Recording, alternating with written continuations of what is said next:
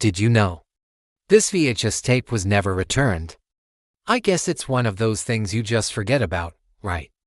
A relic from a time before everything was digital, before streaming services took over our living rooms. I found it tucked away behind the TV cabinet, caked in a thick layer of dust, almost fused to the floorboards. There was no label, no hint of what it might contain. Just a blank, black rectangle staring back at me. Curiosity got the better of me, as it always does. I had to find an old VCR at a thrift store just to see what was on it. The journey to even play the tape felt like an adventure in itself, hunting down this ancient piece of technology. Finally, I got the VCR hooked up. The hum of the machine powering on was a sound I hadn't heard in years. I pushed the tape in, and the machine whirred, clunked, and then, static. A blizzard of black and white noise filled the screen, accompanied by that familiar, deafening hiss.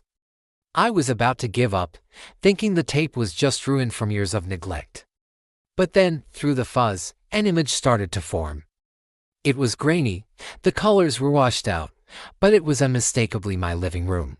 The same weird floral pattern couch my grandmother gave me, the slightly crooked painting on the wall, even the old digital clock on the shelf, its red numbers glowing brightly. It was my house. No doubt about it. I leaned closer to the screen. My heart starting to pound a little faster. This wasn't just my living room. It was my living room tonight.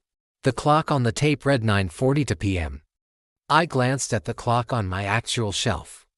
It also said 9:42 p.m. A chill snaked its way down my spine. The camera on the tape was positioned somewhere high up in the corner of the room, looking down, almost like a security camera I never installed. The quality was terrible, but the details were all there. The half-empty glass of water on the coffee table, the book I was reading left open on the armchair. It was all exactly as it was right now. Then, the static flickered again, and my own image walked into the frame on the screen. It was me, wearing the same clothes I have on at this very moment. I watched myself on the tape walk over to the couch and sit down, picking up the remote. I watched myself on screen look towards the TV, a strange, blank expression on my face. A cold sweat broke out on my forehead.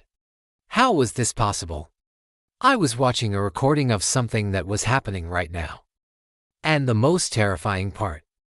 The me on the screen, the me being filmed from that impossible angle in the corner of my own living room. I'm not holding a camera. Follow for more.